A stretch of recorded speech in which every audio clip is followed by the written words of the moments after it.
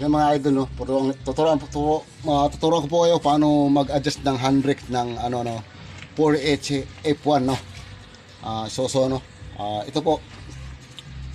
Ayan po yung ating yan. Tatanggalin lang po natin 'to mga idol. Ito, no. May butas po yan mga idol. Yan. Paano po adjust ng handbrake po, no. Yan. Ayan po. May butas po. Makita niyo yung butas po. Hindi na tapat, no. Jack nyo lang po yung likod. Ayan. Para maikot po yung propeller. Tatapat po yan sa adjustment ng handbrake. Ayan po. Makita natin yan.